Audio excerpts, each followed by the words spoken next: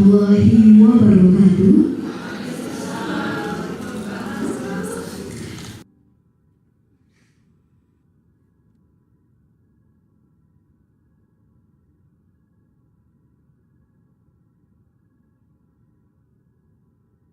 Kesehatan Masyarakat Universitas Sriwijaya, Bapak Profesor Dr. Hermet Haji Hamzah Hashim, SKM MKM, yang kami hormati para Wakil Dekan Fakultas Kesehatan Masyarakat Universitas Sriwijaya, yang kami hormati narasumber kita pada hari ini, Profesor Dr. Samsul Azhar Shah, yang Fakultas Kesehatan Masyarakat Universitas Sriwijaya, dan yang kami banggakan, mahasiswa dan mahasiswi S2 dan S3 Fakultas Kesehatan Masyarakat Universitas Sriwijaya. Puji syukur kehadirat Allah Subhanahu wa Ta'ala, karena hari ini kita semua dapat berkumpul di sini dalam acara Kuliah Tamu Internasional dengan tema Are We Measuring the Right Thing? The Psychometrics of Public Health. Memulai acara pada pagi hari ini, marilah kita bersama-sama menyanyikan lagu Indonesia Raya.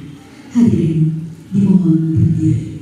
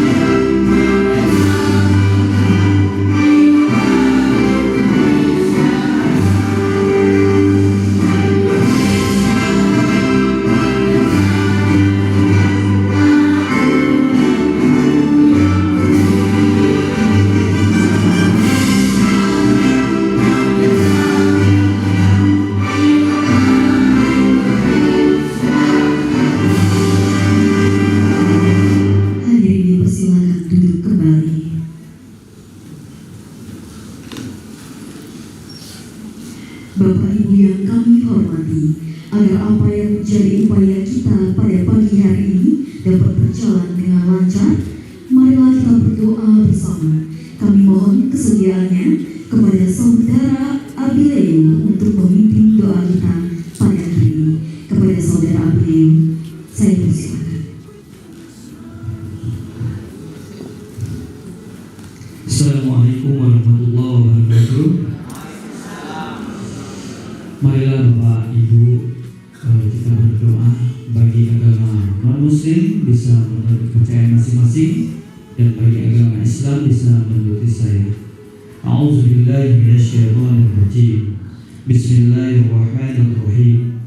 Alhamdulillahi rabbil alamin. Assalatu wassalamu ala asrafil anbiya'i wal mursalin wa ala alihi wa sahbihi ajma'in. Allahumma shalli wa sallim ala sayyidina Muhammad wa ala ali sayyidina Muhammad. Allahumma inna nas'aluka salamatan fid din wad dunya wal akhirah wa afiyatan fil jasad wa jazaan fil ilmi wa barakatan fil rizqi wa tawbatan qabla al maut wa rahmatan indal maut wa maghfiratan ba'dal maut. Allahumma hawwin alaina bi sakaratil maut wan najata minal hisab Allahumma ighfir lana wa liwalidina warhamhuma kama rabbayana shaghira. Ya Allah, ya Tuhan kami, segala puji hanya milik Allah Subhanahu wa taala atas limpahan rahmat, nikmat, kesehatan serta kesempatan yang Kau berikan. Pada hari ini kami dapat berkumpul dalam acara Kuliah Tamu Internasional Fakultas Kesehatan Masyarakat Universitas Sriwijaya dalam keadaan sehat, penuh semangat dan kebersamaan. Ya Allah, ya Tuhan kami yang Maha Mengetahui, jadikanlah kegiatan ini sebagai majelis yang Engkau berkahi. Berikanlah ilmu yang bermanfaat kepada seluruh narasumber, dosen, dan mahasiswa serta seluruh peserta yang hadir. Bukakanlah hati dan pikiran kami agar mampu menerima ilmu dengan baik, memahami setiap materi yang disampaikan, serta mengamalkan demi kemajuan ilmu pengetahuan dan peningkatan derajat kesehatan masyarakat.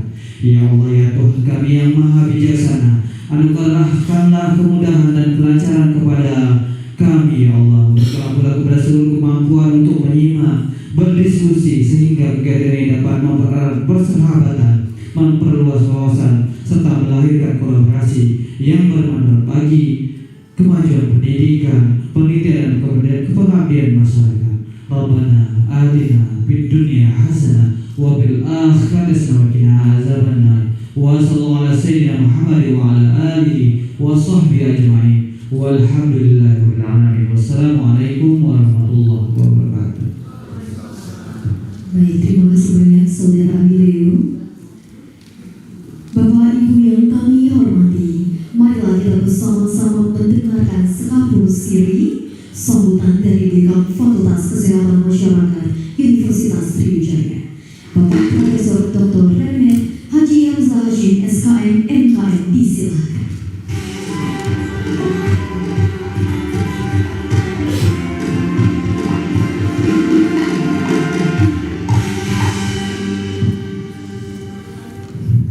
Bismillahirrahmanirrahim. Rabbi shrah li sadri wa yassir li amri wahlul 'uqdatam min lisani yafqahu qawli. Assalamualaikum warahmatullahi wabarakatuh. Please allow me to deliver my opening remarks both in English and sedikit bahasa supaya kita campur. A very good morning, distinguished Professor Dr. Samsul Azhar from the Faculty of Medicine University Kebangsaan Malaysia, our respective vice deans, head of departments, head of study programs, magister and doctor, distinguished colleagues, researchers, postgraduate students, and others, ladies and gentlemen. First of all, let us express our deepest gratitude to Allah Subhanahu wa Ta'ala for His boundless blessing which have enabled us to gather here this morning in good health and good spirits. On behalf of the Faculty of Public Health University Sriwijaya, it's my great pleasure to extend our warmest welcome to Professor Dr. Samsul Azhar. We are honored to have you with us, and we sincerely appreciate your willingness to spend several days at our faculty, sharing your expertise and working closely with our academic staff and postgraduate students. Your visit represents much more than a guest lecture. It reflects a shared commitment between Universitas Sriwijaya and the University Kebangsaan Malaysia to strengthen academic excellence, research quality, and international collaboration. We believe that meaningful partnerships are built up only through formal agreements, but also through direct academic engagement, scholarly discussion, and collaborative learning. Ladies and gentlemen, today program form parts of University Sriwijaya Equity Program, funded by the Indonesian Endowment Fund for Education or LPDP, through the Higher Education Endowment Fund, and also from Faculty of Public Health University Sriwijaya. The program is designed to strengthen academic quality, expand international collaboration, and accelerate University Sriwijaya progress towards becoming globally recognized university. Under the initiative, several strategic steps have been implemented, including visiting professor, joint supervisions, and international academic networking. This initiative are intended to create opportunities for knowledge exchange, strengthen research capability, improve publication quality, and establish sustainable partnership with internationally recognized universities. The Faculty of Public Health is honored to contribute to this initiative through some equity grants this year. The first is the visiting program led by Dr. Anita Ramawati, and also visiting professor program led by Dr. Novi Kasari. And also there are two equity grants programs led by Professor Ms. Nanirati and also by Associate Professor Dr. Ibnu Taha. Together, this initiative demonstrates our faculty commitment to strengthening international engagements and enhancing research quality. University Kebangsaan Malaysia was selected as our partner institution following careful academic considerations. As one of Asia's leading research university, UKM has established an outstanding reputation for its excellence, innovations, and international collaboration. Equally important, UKM's academic strengths closely aligned with the research priority being developed within our faculty, making it an ideal partner for long-term collaboration. Jadi sebagai informasi, kita kemarin baru melakukan kunjungan ke UKM, membawa kurang lebih berapa? Prof? 56 luar biasa, dan kita baru pertama kali Prof mengadakan pengabdian internasional di UKM, di salah satu rumah sakit di UKM. Dan insya Allah during 9 and 13 September we have also UKM akan kembali melakukan kunjungan ke Universitas Sriwijaya. Kurang lebih sekarang registrasi sudah 35 student from master and doctor degree maybe, and also 4 lecturer from UKM. Dan itu luar biasa sekali. Ini adalah merupakan mahasiswa internasional pertama di FKM Unsri yang akan berkegiatan summer course. Tapi nanti starting pointnya di awal Agustus, mereka sudah mengikuti online course, online learning melalui Universitas Sriwijaya. Insya Allah September mereka akan menjadi mahasiswa asing pertama di FKM Universitas Sriwijaya. Terima kasih sekali kepada para IC yang telah menginisiasi ini sehingga kita bisa mendapatkan kerjasama dengan UKM. We are especially privileged to welcome Professor Dr. Samsul Azhar as our distinguished academic partner. His extensive research experience, international publication record, and recognized expertise have made significant contribution to public health research. His presence provides an invaluable opportunity for our lecturers and postgraduate students to benefit from international perspective and scholarly mentorship. This visit has been carefully designed as Sunday's academic engagements. It began yesterday with discussion involving doctoral promoter and co-promoter. Today we commence with the guest lecture, followed this afternoon, maybe by the Jumat, by a coaching session on scientific writing for reputable international journals. Tomorrow program will continue with intensive coaching and collaborative research discussion, allowing participants to receive more personalized academic guidance and explore future research opportunity. Jadi penting sekali Prof, mohon kami nanti diberikan bimbingan arahan di coaching ini. Harapannya nanti seluruh dosen-dosen yang ada di FKM Unsri, termasuk mahasiswa kami dari magister maupun doktoral, itu bisa publish artikel mereka atau riset mereka di jurnal internasional berakreditasi indeks Scopus maupun WOS. This lecture entitled "Are We Measuring the Reality? The Psychometrics of Public Health?" This is one of the most fundamental aspects of public research. Regardless of how sophisticated our statistical analysis may be, the quality of our conclusion ultimately depends upon the quality of the data we collect. Reliable evidence begins with reliable measurement. Therefore, understanding psychometric principle is essential for developing valid and reliable research instrument capable of generating evidence that can inform policy and improve public health practice. And this afternoon, inshallah, pada Jumat mungkin jam 2, this afternoon coaching sessions complements the lecture by providing participants with the opportunity to discuss their own research directly with Professor Samsul Azhar. Through the joint supervision scheme, lecture and postgraduate students will receive constructive feedback on research design, methodological approach, scientific writing, and publication strategies. We hope this interaction will not only improve individual research project, but also foster future joint publication and collaborative research. Beyond today activities, we see this collaboration as the beginning, as long-term academic partnership between Universitas Sriwijaya and University Kebangsaan Malaysia. We hope to strengthen cooperation through joint supervision, collaborative research, co-author publication, academic mobility, and other initiatives that contribute meaningfully to both institutions.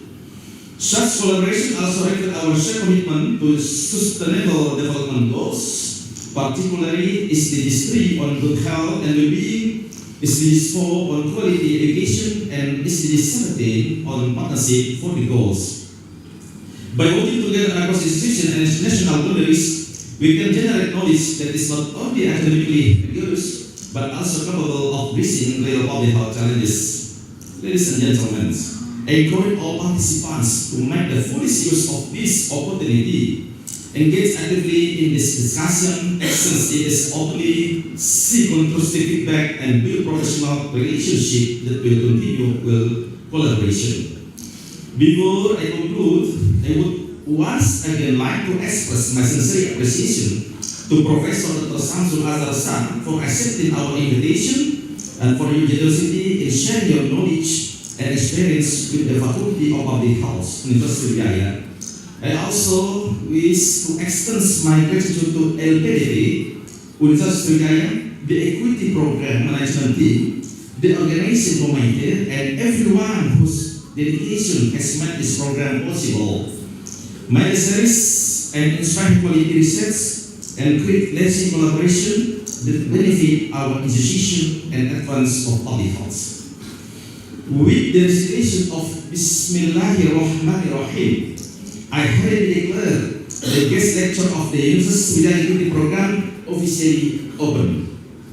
I wish you all an inspiring and productive program over the coming days.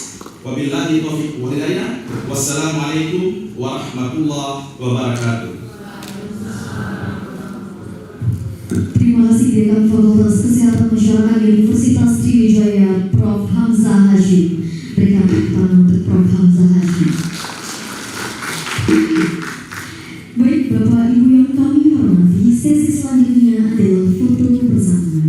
Untuk Bapak Dekan, Prof. Samsul, para wakil dekan, dan dosen disilakan untuk berkumpul di tengah, menghadap ke layar karena kita akan melakukan dokumentasi terlebih dahulu. Dan untuk para mahasiswa-mahasiswi, boleh berdiri di tempatnya masing-masing atau boleh berkumpul di tengah juga. Tolong tim dokumentasi untuk melakukan dokumentasi terlebih dahulu.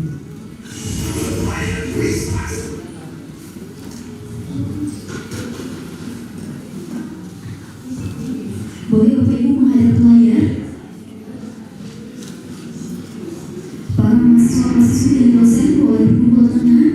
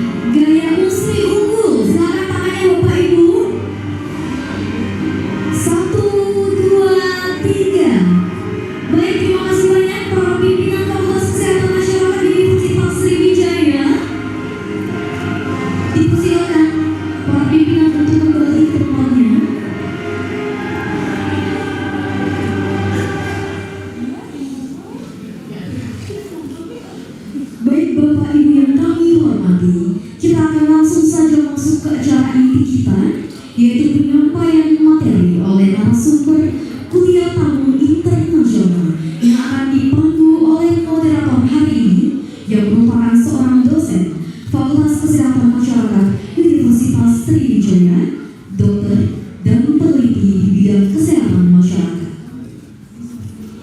Beliau berfokus pada pengembangan teknologi kesehatan digital, kebijakan kesehatan, dan keadilan akses layanan medis. Beliau tercatat sebagai salah satu penerima program pendanaan riset dan inovasi kompetitif dari Badan Riset dan Inovasi Nasional dengan SITA skor 2.700 lebih, Scopus High Index 7 dengan puluhan artikel ilmiah yang terindeks secara internasional. Marilah kita persilakan dan berikan tepuk tangan yang meriah untuk Ibu Moderator, Dr. Risma Adila Syakura Mas. Dipersilakan kepada Dr. Risma.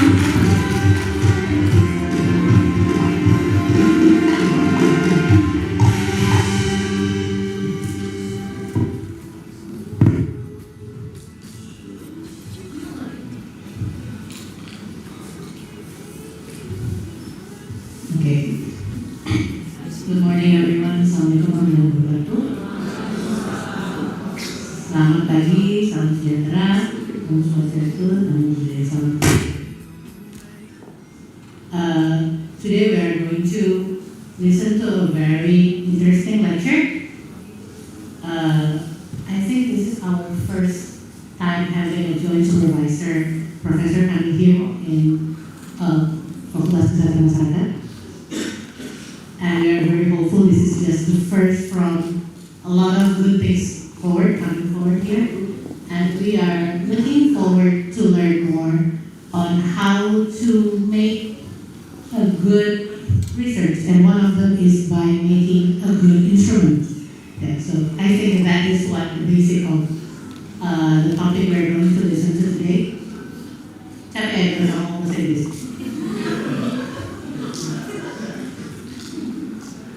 The decision of whether I'm converting from bahasa Inggris to bahasa Indonesia is solely on our speaker later. So, jadi tergantung narasumber kita nanti ya. Because of course we are rather speaking in our mother tongue rather than colonizer tongue. Right?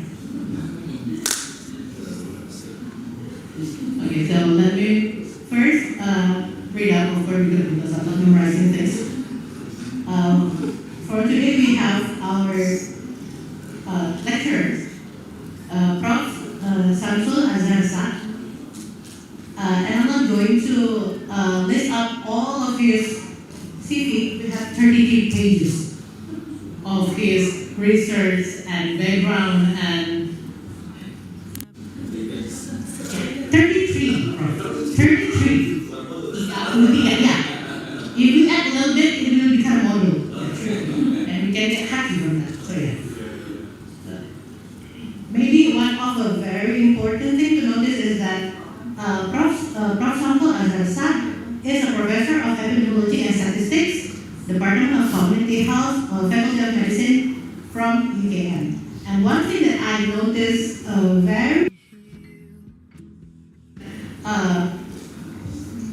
Prof. Samsul has this basic on medical degree, and he started as an RFO, like basic doctors, and he worked in Ministry of Health and becoming a director of hospital, and then moving forward with academic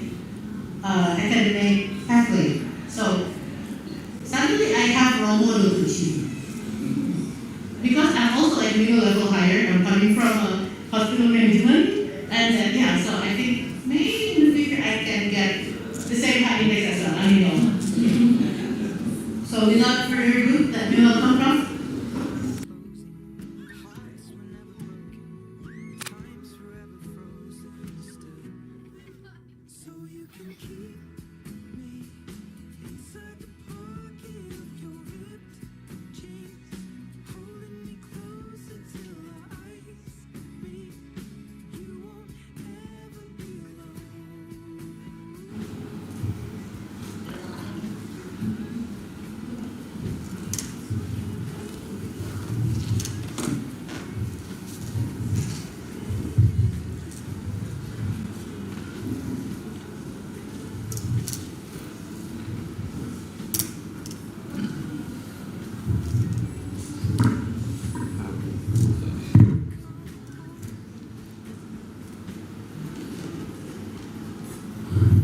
Bismillahirrahmanirrahim. Assalamualaikum warahmatullahi wabarakatuh, and a very good morning, ladies and gentlemen. First of all, I would like to thank the moderator for introducing very short introduction, sweet and short. You don't have to read everything, yeah.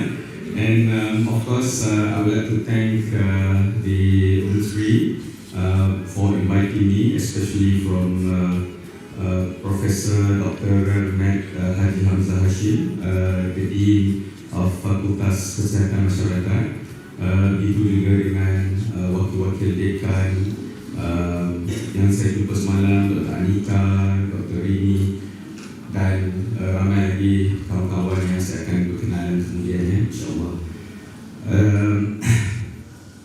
I don't know why I'm nervous today. Yeah, it's all right. A few months ago, I was approached by Dr. Rini through an email. Is it email or is it there was an email?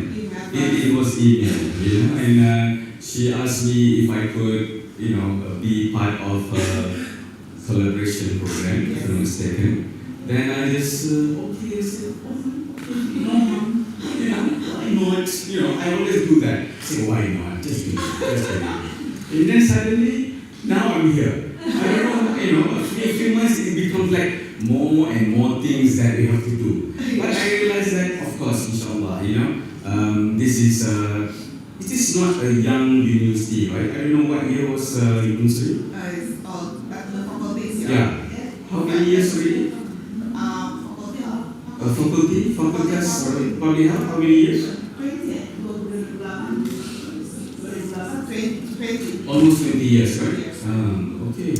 No, not even 20 years. It's 18 years or 16. Alright, but it is about time to, mature and, be among the best, probably, with the years that you have been established, alright? So, we are here today, to make sure those things happen slowly but surely.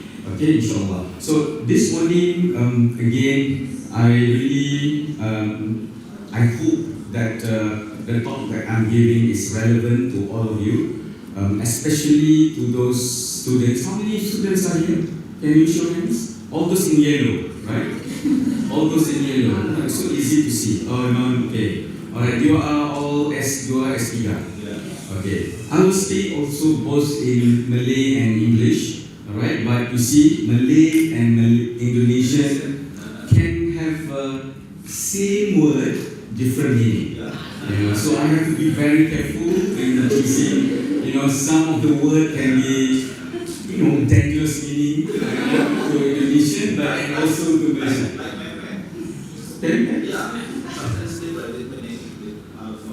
Yes. Yeah, we have a lot. Let's say I say, this is percuma. You say percuma is waste, right? To us, percuma is free. Percuma is free. If you want to get free things from the market, you say percuma. But for you, percuma is wasted, right? So sorry, be careful, yeah. So here I have to say gratis. All right. So let's start today with some, these are just example of why it is important to measure the right thing, using the right word with the right culture. You imagine, in a thought experiment, for example, imagine a physician, a doctor. I don't know how many doctors medical here anyway. So they take your blood pressure, tekanan darah, okay, your blood pressure, and then they take down, then they put you 120/80. It's normal? Sounds normal, yeah, it's good. And then it send you home healthy. You say, yeah, you are healthy. But actually the cuff that she used, or he used, the doctor used, is actually designed for a very big, huge man. 6 foot high, but you are only 5'5" tall. So do you get it right? Is the BP correct or not? What do you think? The BP is wrong. It is underestimating your true blood pressure. So therefore, okay, and imagine this, if you continue doing that, doing this, using that same curve to the population, what will happen is that to the entire population, we will get the wrong number and to allocate millions of government funding to the wrong people who have no disease or have disease and so on, So we are using the wrong measurement for the wrong person, alright? So that's why it is important that we need to measure right from the beginning. I don't know how many of you are familiar with designing questionnaires, right? Can you raise your hand? How many of you are designing questionnaires for your research? Not yet? Still proposal stage, I suppose? Alright, so very important, yeah? Let's see. So in psychology, we call it the construct. Okay, you can see there is a construct. And then in public health, we call it the outcome. But fundamentally, we are trying to measure invisible things. There are so many invisible things that you are going to measure. You cannot measure, for example, you cannot put actually vaccine hesitancy under a microscope. Vaccine hesitancy, how do you call it in Bahasa Indonesia? Hesitant. Refuse vaccine. It can be among us, right? There is no special face. If people who do not want vaccine and who want vaccine, the face is all the same. So you have to ask questions, right? So if your questionnaire, is a crayon scribble, like on this side, imagine, okay, you are going to lead the policymakers to the wrong village, right? Because that village, it cannot be seen by the scribble, alright? So today, we'll discuss about tools to spot a bad man and draw a better one. That is just a metaphor, right? So we will break this down into two core pillars, which is reliability and validity. Don't worry, no statistics, heavy statistics involved. Okay, statistics I will leave to your statistician in the faculty. Alright, to teach you all about reliability, validity, everything about the validity. It's a long process. I think it should be at least a 1.5 day course, to look at validity statistics. Alright? And so then we have to look where public health specifically gets this wrong in many instances. So probably you are also familiar with the exertional tools for global psychometrics. Okay, so you have seen people are measuring mental health and well-being screening using WHO 5 well-being index. Alright, this is measuring subjective psychological well-being over a 2-week period. Alright, and then you have PHQ-9 and G87. Anyone have used this before? Yeah, you have used it before? Yes. Okay, the standard tools for grading the severity of depression and generalized anxiety symptoms. And then you have GHQ-12, General Health Questionnaire. Alright, it's a 12-item questionnaire. Alright, used globally to identify common mental disorders and distress. So many questions you have been using. And I think it has somewhat been validated also in Indonesia. Has it been done? Some of it has been done. And some of it, when you read again, I don't think I understand this, Yeah, you see, you don't think maybe the person who actually did the validation, maybe they did it wrongly, because they direct translate the whole thing. You cannot directly translate, you discuss data, you cannot direct translation from English to Bahasa Indonesia or even to Bahasa Malaysia. Cannot, alright? And then there is a quality of life stress assessment. You have WHO whole call breath, This is already 15 years, 20 years, 20 item, This is another version of SF36. Have you heard of it? Quality of life. Okay, quality of life, you have done it, and then it has been validated in many in languages all over the world. Alright? And now is getting smaller and smaller. Last time it's SF6, now SF12. I heard they are going to SF8. You know?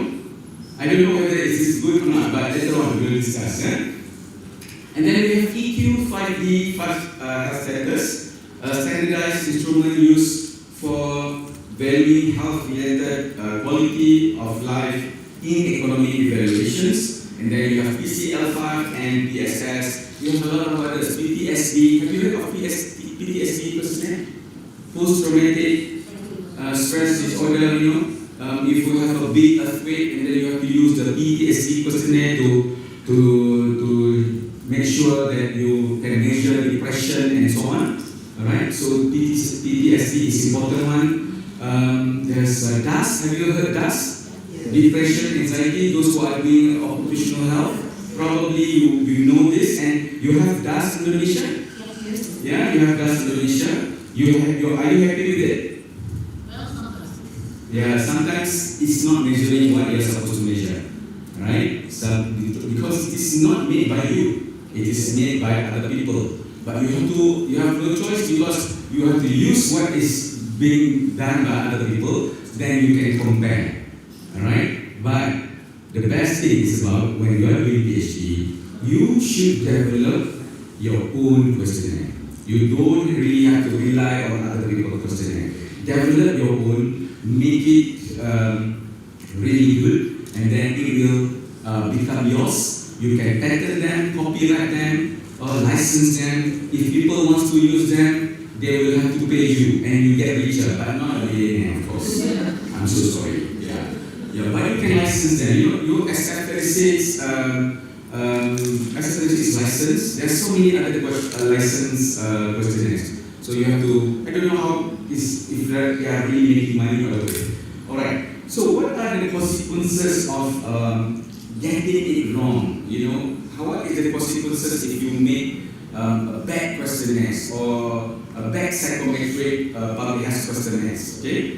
There is a hidden cost, you know, that is as a part of problem with the psychometric evaluation. So one of it is actually a false negative in the individually. You know, there will be misintervention. That means the person is depression, but the person is depressed, or the person is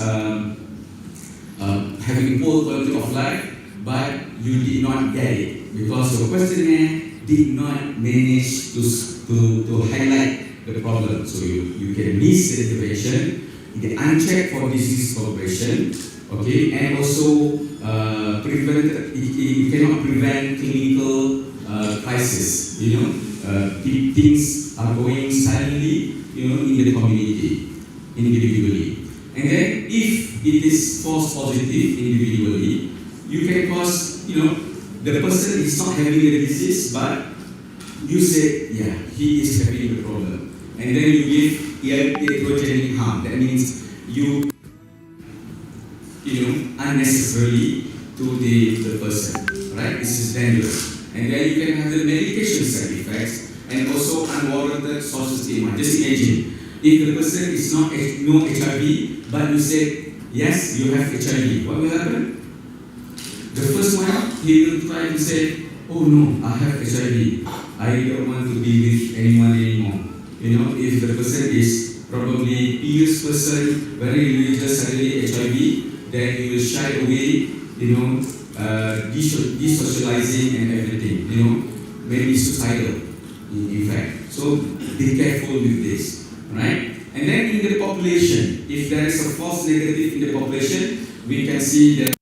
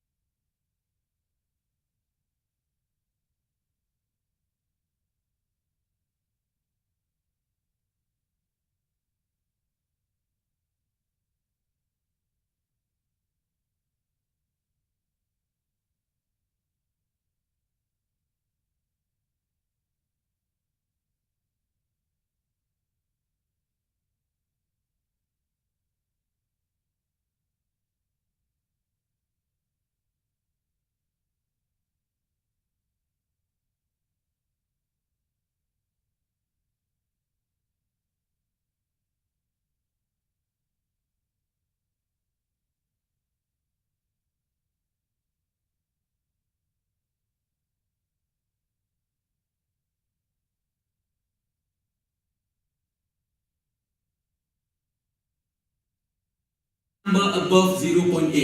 Okay, you have the questionnaire, full, your kelompok alpha is good, 0.8, 0.9. So we proceed with our research.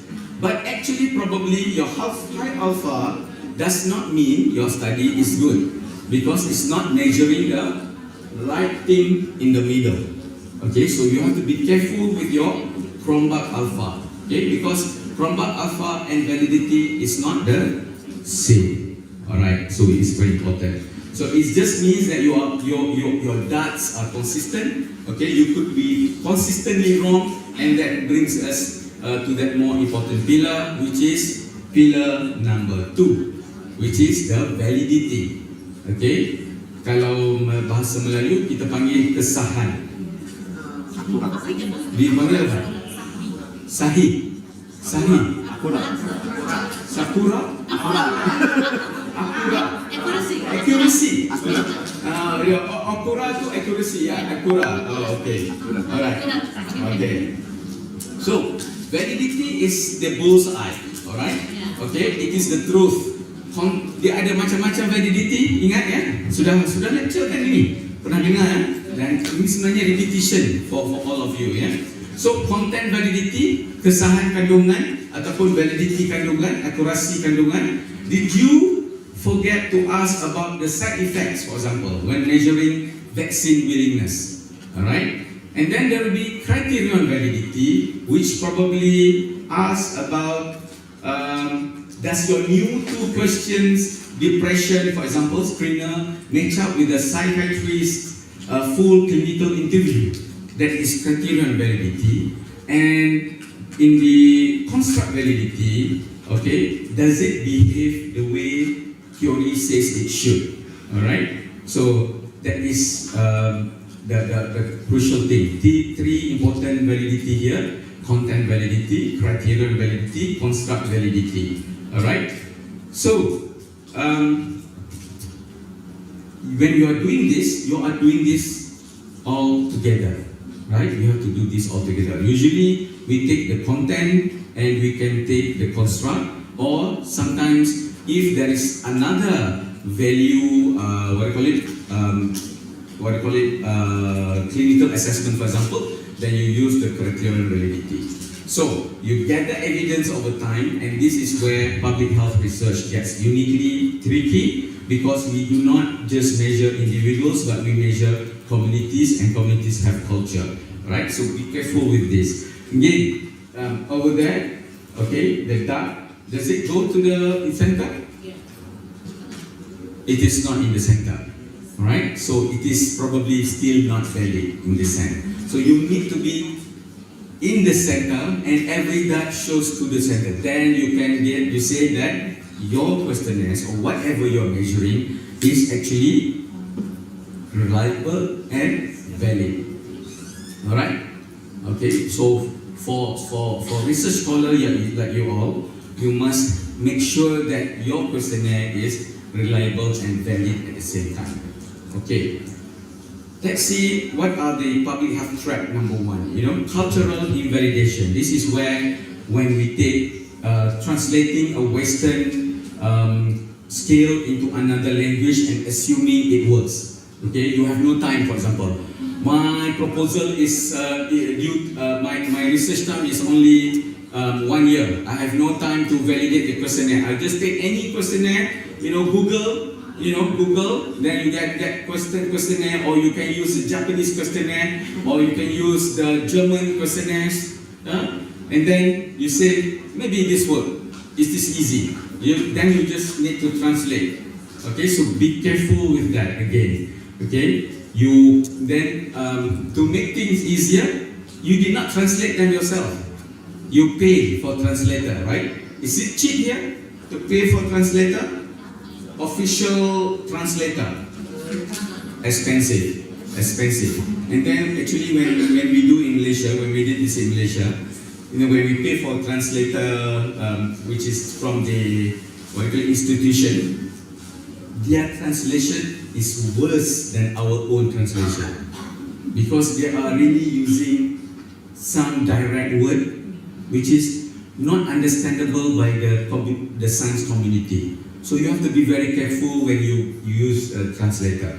Anyway, you want to make it fast, you translate and then you say, okay, let's do the pilot test study. Then after the pilot study, you find that the thrombotic alpha is 0.9, you are happy, then you continue.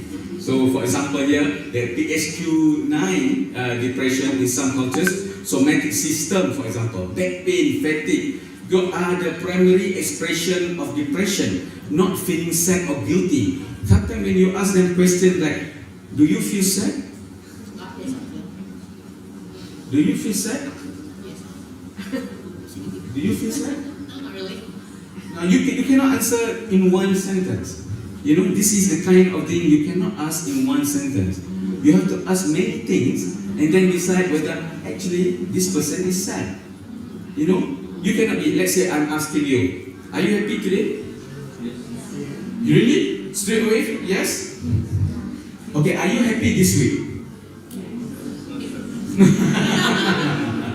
Yeah, it's not easy. You know, those kind of very subjective kind of feeling, you cannot have one answer like that. You cannot ask question like that, one answer. Are you depressed? Yes, I'm depressed. No. For all you know that maybe you are not depressed. You are just saying it out of, you want to put one, okay, I'm depressed. Night is calling, feel the power rising on FGT ring rumble. That's what I said. Fear we won't There's a lot depends on you, depends on the researcher. If you are pushing them, they say, are you happy? They say, I'm happy. You happy? Yeah, I'm happy. You know, they just want to satisfy you, right? And then they want you to go away.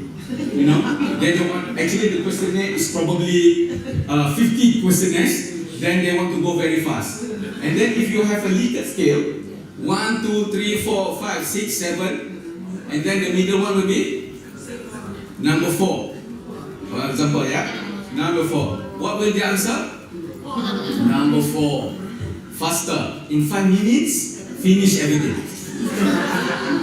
And then you report. Very good. Please, yeah. And then there are some researchers who cannot even get the the real people to answer the question. They go under the tree, find one tree, after a long walk in the community, find a tree with a shadow, with a shade, and then mark your own. Maybe he is here, maybe here. Because that person will just, oh come on, 50 questions? You think 50 questions is not many? 50 questions is a lot. And I've seen in Malaysia that when they do the National Health Mobility Survey, they have 200 over questions. And it will take them 2 hours to finish with one. And then of course they will take lunch there, coffee break, everything. and this is only one house. Can you imagine? Yeah, that's what I said. Okay, so anyway, the word here is you need to validate culturally. Alright? Malaysia is, for example, we have Malay, Chinese, India, we have a different culture, different understanding. Alright? With Chinese, then if you go to Sabah and Sarawak, they have even more because their culture is more diverse. Alright? So be careful with that. So the result will be we underdiagnose and underfund mental health, for example, services in those populations. If you are just directly translate something that we do not culturally validate again. Alright, so we have to be careful. And then as I mentioned this already, the public health trap number 2 is the single item epidemic. Alright, single item epidemic. Using a single questions to measure a complex construct. Okay, you want to go fast, you just ask them, as I said, happy. Have you tried happiness questionnaire? Have you tried? This is very interesting. I did a study, happiness index. Okay? And I don't know, Indonesia ranked in the world. Someone can Google. Happiness index among Indonesian. What is the ranking in the world? There is. But maybe you are not part of the survey. I don't know who they surveyed anyway. Probably people in Jakarta, not people in Palembang. Okay? So there is a happiness survey, Malaysia also somewhere there. And the happiest people in the world is coming from which country? Where do you think the happiest people live? Indonesia? No, I said no. I think it's maybe Finland, Denmark, all those countries. I think there's a big bias, isn't it?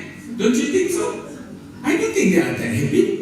Game on, night is calling, feel the power rising. RFGT ring rumble, no fear we won't stop. Yes, careful. Depends on the person. Alright, so anyway, using SCB question to measure complex construct is a no-no. Alright, so when you are thinking of something, you want to measure something, you must put the theory behind it and you have to measure all the construct. So, for example, how would you rate your overall health? Excellent to poor. And then there will be domain. There are domains. Okay? For example, SF36, quality of life. How many domains they have? Do you remember? I think it's about 8 domains. Alright? There's 2 parts, physical and mental. Under the physical, there's a few more domains. Under the mental, there are a few more domains. So you have to measure that all, okay? And then you have to really do the construct validity in the process. So, okay, health is a multi-dimensional thing. So there will be physical, social, emotional, environmental. So if we miss the nuance, okay, even a diabetic with a great social support will just say that, how's your health today? Yeah, I'm good. But physically, they are probably struggling. Okay, you can see this in the clinic. How many times when you ask them, Pakcik, rasa sihat ke hari ni? Oh, sihat. Tapi dia punya blood pressure, dia punya glucose level teruk sangat, kan? Tapi saya sihat, kan? Jadi sebenarnya measurement kita tu kemungkinan tidak tepat. Jadi ada domain-domain dia yang kita kena lihat semua tu. Okay, ya? Jadi clear on that. And then of course we have the toolkit. This is where probably later on, or maybe you already have, you need to revisit all this toolkit. Alright? Okay? This is getting a bit technical, yeah? EFA is your exploratory phase. Okay? Exploratory factor analysis, you throw all your questions into statistical software and say, show me how they cluster. Betul? Pernah buat kan? Pernah cuba? Ada yang pernah cuba? EFA? Belum lagi? Ini kena buat praktikal ni. Nanti doktor ini kena pastikan buat ambil soalan yang raw, yang belum pernah di analyze kat EFA, run that, okay? Dan tengok bagaimana dia cluster. Alright, show me how they cluster. You run EFA. This one it is mainly in the SPSS ada, dalam R pun ada, dalam Stata pun ada. Okay, dalam, have you heard of JASP? It's another freeware. Okay, JASP is a freeware. I like it because it is really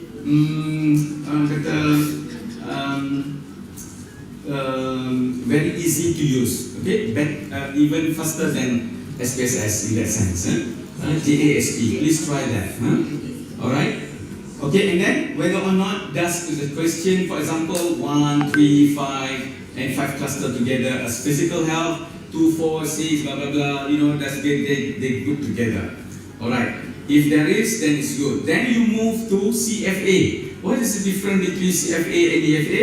EFA will say, does my data fit the theory I propose? Alright? So you want to see this. This is a different, the same software, but different, analysis. CFA, what do you use CFA here? Have you done it? You have not done this. CFA, probably you use SEM. Have you done? Structural equation modeling. This one also for the PhD level. Please learn how to use structural equation modeling, all right, and then you can confirm that your whatever you are measuring fit the theory that you propose. Okay, all right. This is confirmatory. You are testing to see if your model fits the data. All right. But again, my favorite here is actually and most underused tool in public health is the DIF, differential item functioning, which is does the question mean the same thing for women versus women, rich versus poor, and so on. For example, there's the question: if you say walking at night measure neighborhood safety for both women and women, or does it measure something different for women? If it does, then you need to throw the item out. So this is quite very technical. I think you need a good workshop for this. Okay, or it could be probably part of your module next time. All right. Okay, so those are the things when you want to validate any questionnaires. Alright, this is the practical flow of a skill validation. Alright, so if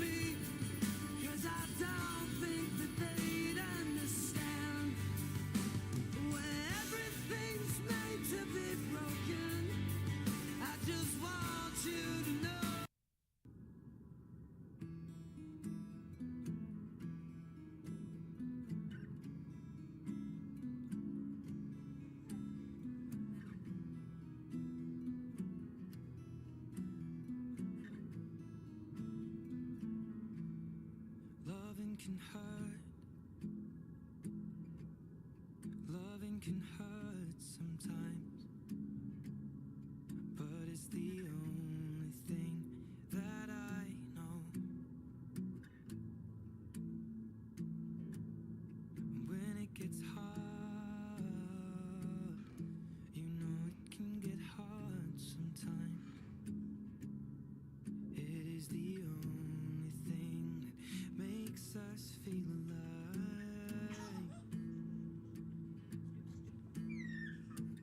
We keep this love in a photograph. We make these memories for ourselves, where our eyes are never closing, our hearts are never broken, and time's forever frozen still. So you can keep me inside the pocket of your ripped jeans, holding me closer till our eyes meet. You won't ever be alone. Wait for me. I don't want to answer this because this is only what 1 month ago, so probably that is not correct anymore. So that's why you need to revalidate the questionnaire that you use. Okay, I understand that. Yeah. So this is the question that we must keep on asking. You may imagine that this is your a mirror, all right, the mirror facing to you. Every time you design a survey, every time you open SPSS or R, okay, to run factor analysis, you want to listen to my voice that say, are you measuring the right thing?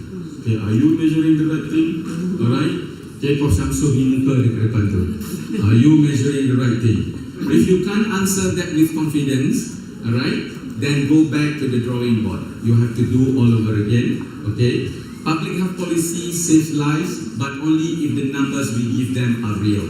Because not everything is diagnostically done in the hospital. Okay, there are more to the hospital, okay, in the community than the hospital. So that's why that is our role as a public health people. All right. So I think I leave you all with a question. I would love to hear your experiences. If you have any questions, any skill that you just did not feel right in the field, please, I open this up for questions. Alright? I think thank you very much. Okay, that should be it. Thank you very much. I'll take questions. Thank you very much, Prof. And just make sure we want to make this discussion session to be in a safe place. Jadi kalau nggak nyaman bahasa Inggris, pakai bahasa Indonesia nggak apa-apa.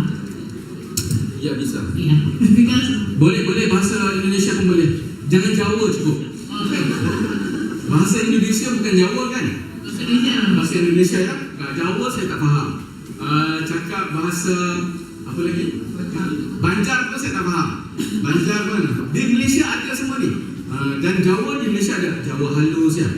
Jawa halus, Jawa kasar, ada Banjar. Jadi saya tidak mengambil peluang untuk belajar.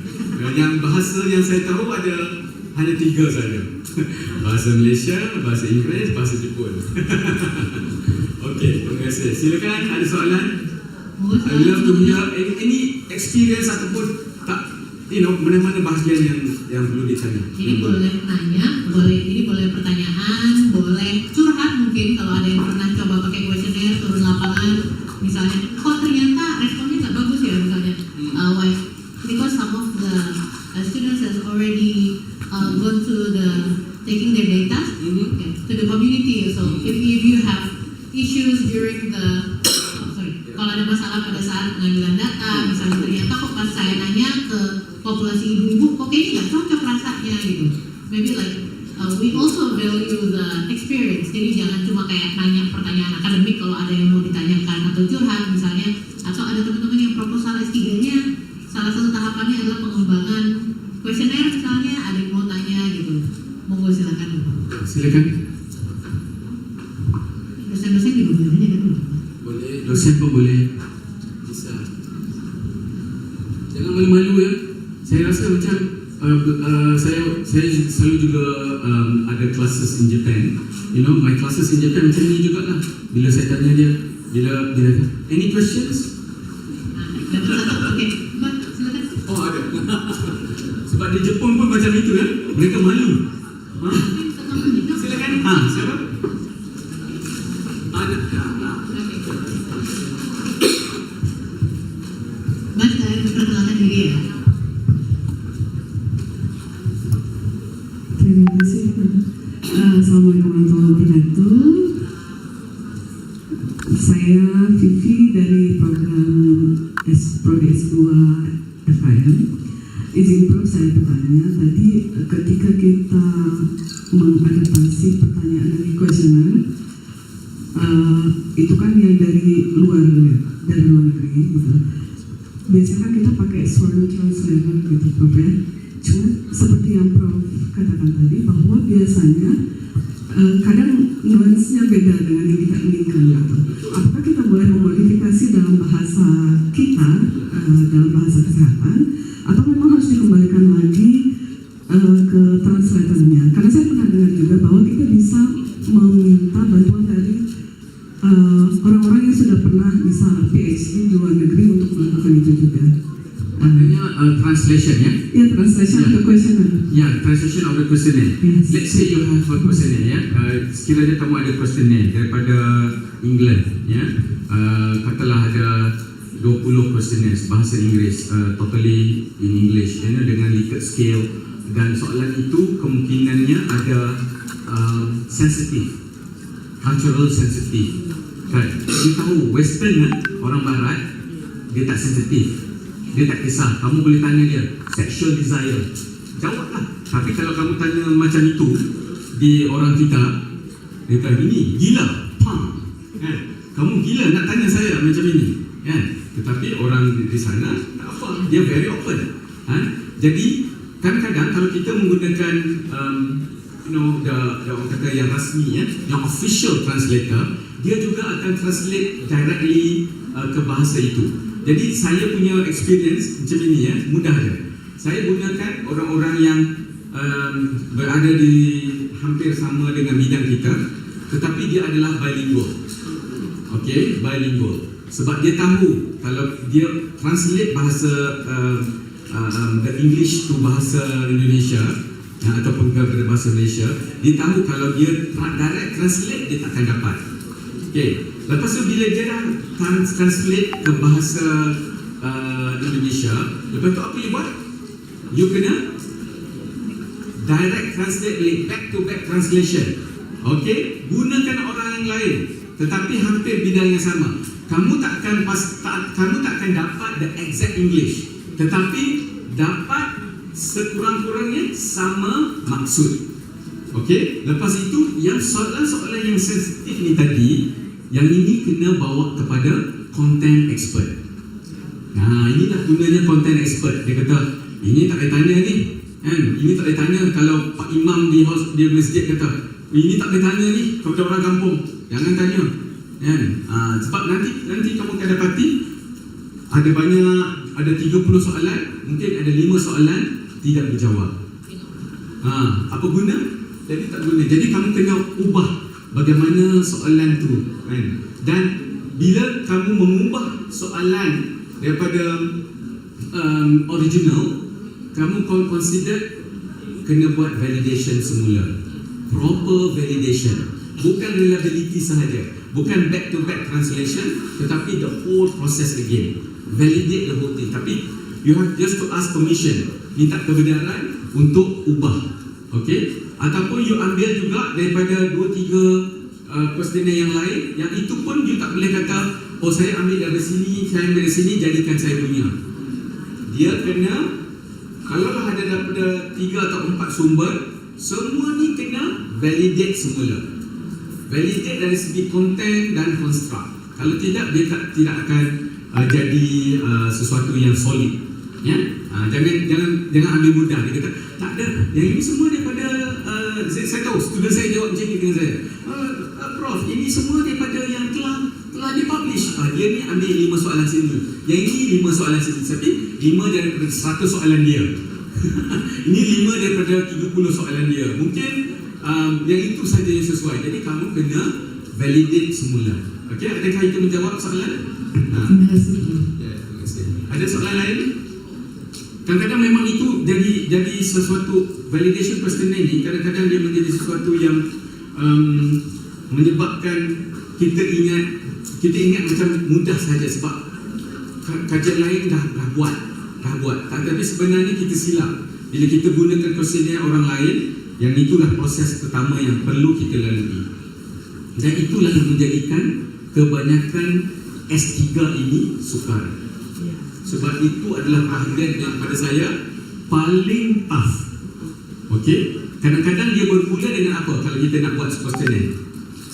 Apa yang kita mulakan dulu? Bahagian apa? Fasa yang pertama, research tu. Fasa yang pertama tu biasanya kita mula dengan kualitatif. Kita interview, okay, mungkin 10-20 orang ya. Lepas tu kita nampak dah ini adalah trend jawapannya dan kita create soalan daripada fasa kualitatif. Dan kita campur pula fasa kualitatif soalan ini yang kita reka ni campur dengan soalan-soalan yang telah established. Lepas tu kita revalidate semula. Prosesnya panjang. Tapi itulah PhD kan. Siapa suruh buat? Oops. Before another question, I would like to confirm, like when you were saying kalau kita ambil beberapa questionnaire and we have to revalidate, does it mean that we have to revalidate the whole 30 points before getting the 3? Atau after we get all of them and then we revalidate as a new question? We have to revalidate as a all question, as a new questionnaire. Okay. Jadi setelahnya ya, after You have already selected this one you nak gunakan, and then you use the other one, and then you will put it here, and then another domain coming from another paper, and then you validate as a one go. Alright, and then make sure it fits into the theory. Alright, so you need to write the proper theory for all your concept. Alright, this is also tough for S3. Alright. Because Prof also saying about the sensitive topics, and I learned that we have several but Nurul is currently doing research on HIV, right? Yeah, maybe this is one time. Yeah.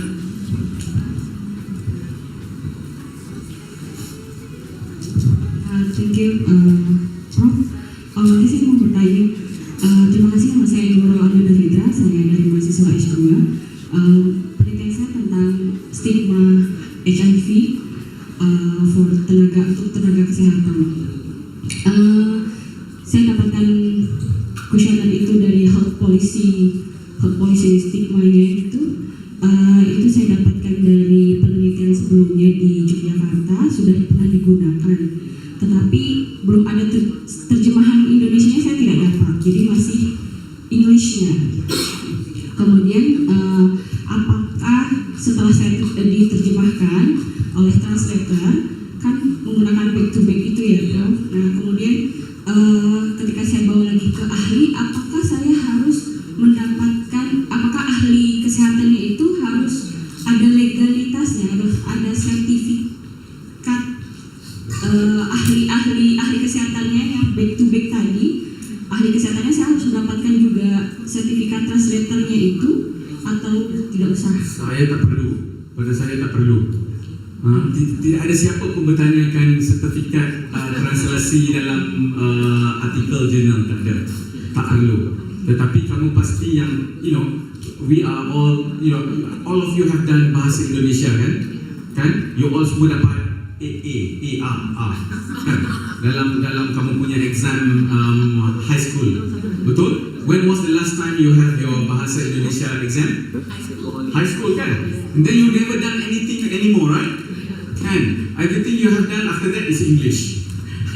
Okay? So this is funny. But anyway, all of you actually can translate. You do not have, nobody asked for the certificate for the translation. You don't have to. But the question is whether or not, I'm just wondering, in Jogja, is it? How did they actually run that questionnaire without translating? Jadi maksud Prof itu gimana questionnaire-nya kok mereka ngerjain tapi nggak pakai translate? Mungkin kemarin itu translate-nya tidak disediakan di jurnalnya ya? Ya, the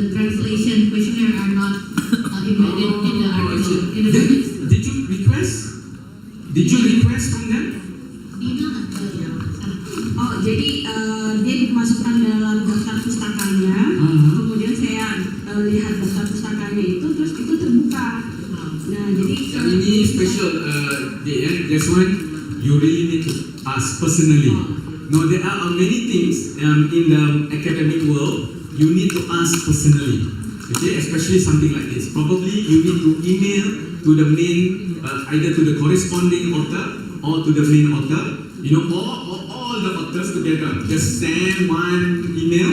You know, say that please, I'm going to do this study, and then we will put your paper and so on. Okay, please share your questionnaire. I did that all the time. When people ask me my questionnaires, I always reply back. I give them, as long as they quote us as the in the reference. Okay, so you have to ask. Okay, I'm sure there is. Jadi maksudnya Prof tadi, karena kan pasti di Jogja pakai translate bahasa Indonesia dan sudah divalidasi, jadi kita email aja. Email aja. Ya. Ya, pastikan itu saja. tapi berarti kalau sudah di translation di Jogja, artinya kalau saya menggunakan di Palembang ini nanti tidak perlu saya validasi ulang. Lain kan? Ini pertanyaan yang lain ya. Satu translasi, ini keduanya validasi. Di Jogja mereka menggunakan populasi yang macam mana? Health staff juga. Health staff juga. Okey, ada tak report validasi original? Masa mereka jalankan kajian itu di Indonesia, ada tak report validation EFA atau apa-apa? Di artikelnya ada laporan hasil validasi, ada. Produk apanya ada? Maknanya tak perlu lagi. Kalau sudah ada, tak perlu lagi. Sebab dia populasi yang sama. Saya takut di Jogja orang lain bukan populasi health, bukan staf kesihatan ya. Mungkin umum, mungkin tak sesuai. Jadi kalau kamu nak gunakan soalan yang populasi yang berbeza untuk populasi berbeza, mungkin kena validasi dulu. Tapi kalau sama, tak perlu. Di Jogja itu tenaga kesehatan secara general, Prof. Tapi yang saya gunakan di sini itu tenaga kesehatan bidan. Above doing the midwife. Yeah, I say, I think not really a big difference probably. Okay. I think the knowledge about kesihatan is in general probably the same. Unless. Okay, ni S3 kan?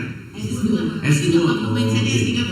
Okay, kalau S2 kan tak ni gini. Kalau S3, kalau nak jadikan dia novelty, kalau S3 nak jadikan sesuatu tu novelty, you have to make from the scratch. Okay, tapi kalau S2, saya kata boleh lah, no problem. Sebab nak belajar kan. Jadi kita pun masa untuk kan, tak cukup masa untuk buat kajian. Tetapi pada saya kalau S3, kalau kata unik ni, because midwife is a very unique community profession. So they have a very unique questions pertaining to their expertise. Then you have to create new questions. Okay. Thank you, Prof. And I think one of the very good points that shared by Prof is like we should not feel shy to ask questions, Prof. Jadi sebenarnya kalau dari sudut peneliti kita tuh di email senang. Ya, kita tuh bangga rasanya kalau ada orang yang datang meng-email ya, Prof. Sampai saya pun kadang-kadang email tu saya tak sempat nak jawab. Kalau tengok dah 3 bulan tak jawab, aduh. Tapi saya tahu dia email kepada semua co-author. Saya kadang-kadang saya saja message kepada co-author yang lain, ada tak dijawab email ni? Kan, itu saja. Sebab memang kita tak share the translation dalam publication.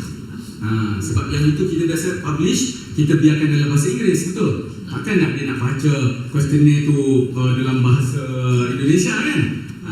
Jadi you kena tanya. Dan itu juga sebenarnya kita sadar bahwa orang Indonesia tuh nggak punya kultur meng-email sebagai korespondensi. Bahkan kegiatan-kegiatan resmi kita pakai grup WhatsApp aja. Jadi memang korespondensi dengan email itu bukan sesuatu yang lazim dilakukan. Jadi kadang-kadang rasanya takut, kami siapa gitu ya nggak dibales kalau kami meng-email profesor. Padahal sebenarnya dalam sudut pandang research ada orang yang baca tulisan kita tuh is an honor gitu. Jadi kayak orang senang kalau apalagi sekarang kan index is very important ya, Prof. Jadi semakin banyak citasi itu mereka senang karena pada saat kita tanya otomatis kita akan mencitasi tulisan mereka kan. Saya memang senang sekali kalau saya dapat email daripada Turki lah, daripada US kan, dia kata oh dia nak gunakan kita punya personal. Saya tahu kemungkinan dia cuma nak ambil sikit, tetapi kalau you ambil sikit itu pun you kena minta kebenaran. Yang ini penting ya.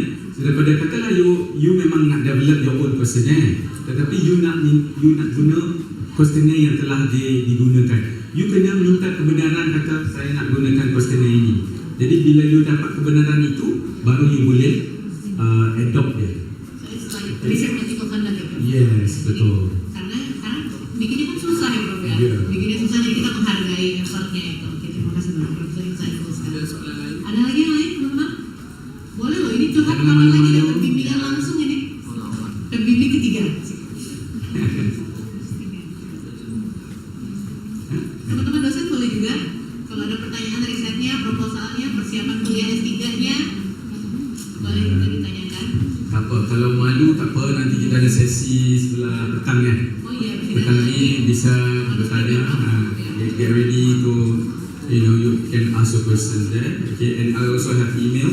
I've shared my email. Alright, as long as you identify yourself, I will try to answer. But don't. I almost answer email every day. But there are times that I say, oh, this is a complicated one, so I have to take time to answer those email. But usually it's a direct questions, I can answer immediately, insyaAllah. Okay, kalau tak ada soalan, saya. Maybe before I close up, one of the things that I take a lot personally is when you said on cultural competence. Cultural validation, because we're from the same medical field, is like cultural competence is currently a big thing. Jadi pada saat kita ngomong tentang questionnaire itu harus kita kembalikan dari konteks kulturnya. Kadang-kadang kita suka merasa bahwa kalau kita ngomong konteks kultur itu sesuatu yang terbelakang atau kuno atau apa, padahal sebenarnya untuk researcher dan untuk reviewer these days, cultural things itu trendy gitu.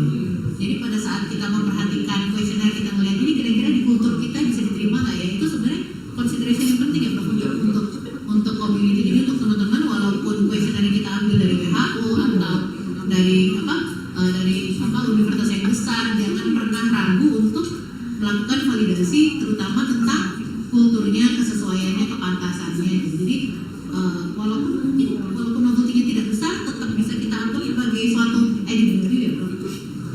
Itu juga ya, sesiapa S3 atau S2 yang buat kajian dengan perbidanan dengan midwife ataupun antenatal dan sebagainya. Yang itu adalah sensitive issues yang banyak sangat ya. Baru-baru ni saya ada supervise dan dia dah graduate, PhD student, dia memang pakar ONG, obstetricians. Dia memang dah specialist tapi she wanted to do PhD, but her interest is fear of childbirth. Fear of childbirth. Okay. Ya, dia takut bersalin.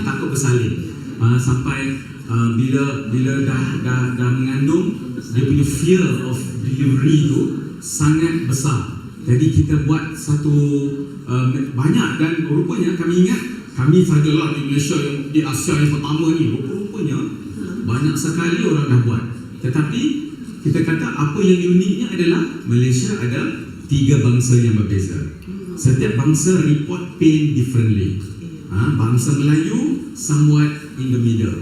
Ini kami punya observation. Orang Melayu dia pain, dia kata ya ada sakit. Kalau Cina dia kata tak sakit.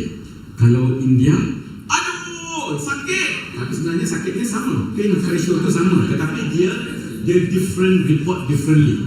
Faham tak? Sama juga dekat sama gitu ya, Bro. Fast. Ya, dia punya pain tu sebenarnya sama. Tetapi cara report tu differently. Because this is, it's culture. Kan? Dia kadang-kadang kalau kita tanya patient di klinik kalau kamu ada tanya ibu bapa dan sebagainya, sakit atau tidak? Tak sakit. Biasa. Tapi ada semua orang baru luka sikit dah jeritnya satu kampung. Betul? Dia ada macam itu kan? Itu semua adalah culture. Kan? Dia punya, tak tahulah nak kata, tetapi di Indonesia ni banyak itu. Jadi fear of childbirth ni ada salah satu yang kami telah bina dan kita juga dapat copyright for that. Dan dia memang bagus gunakan. Jadi on the first trimester kami akan edarkan terus soalan itu. Jadi kita boleh buat intervention. Contohnya, jadi bila kita tahu, okey, ini fear of childbirth tertinggi. Jadi bila dia datang, kita akan bagi education lebih baik. Kita fokuskan dia. Macam ini, masa bersalin nanti, ini expectation dia, persiapan dia lagi rapi kan. Daripada orang yang kata, ada saya tak takut, so tak apalah. Tapi yang takut tu yang kita kena ambil perhatian. Ya. Okey, ada apa lagi? Jadi masih ada pertanyaan lagi sebelum kita tutup ini?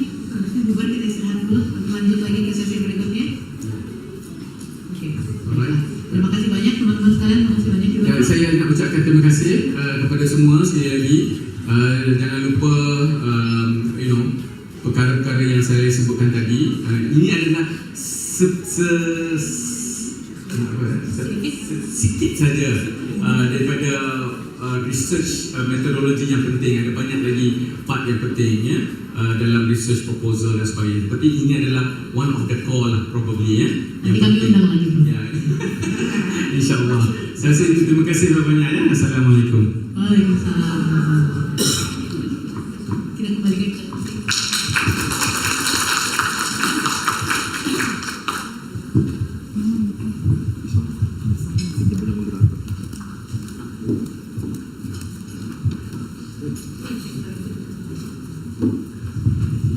Baik, terima kasih kami ucapkan kepada Dr. Isma yang telah membantu jalannya sesi diskusi dan tanya jawab dengan sangat luar biasa. Dan kami ucapkan juga terima kasih untuk Prof. Dr. Samsul Azhar Shah yang telah menyampaikan materinya. Bapak Ibu yang berbahagia, kini kita tiba di sesi penyerahan apresiasi dan penghargaan kepada narasumber. Kami memanggil kepada Profesor Dr. Samsul Azhar Shah untuk berkenan maju ke depan. Ibu moderator juga diperkenalkan untuk maju ke depan. Kepada Dekan Fakultas Kesehatan Masyarakat Universitas Sriwijaya, dipersilakan untuk maju ke depan guna menyerahkan plakat penghargaan.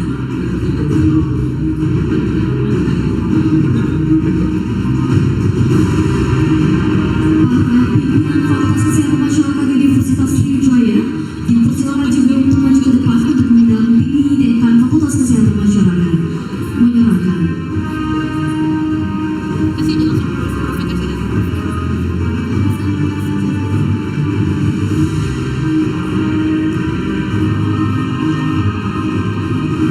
Dipersilakan untuk Prof. Hamzah Hashim untuk memberikan plakat penghargaan kepada narasumber kita hari ini. Tolong berikan tepuk tangan yang meriah untuk Prof. Hamzah Hashim dan Prof. Dr. Samsul Azhar Shah. Baik, tim dokumentasi, apa sudah melakukan dokumentasi? Kita berfoto bersama terlebih dahulu Bapak Ibu pimpinan.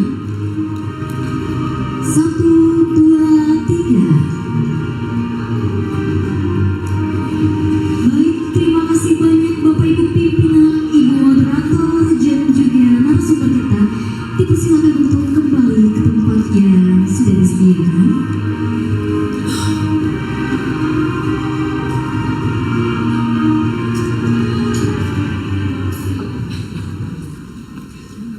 Hadirin sekalian, sampailah kita di penghujung acara pada hari ini.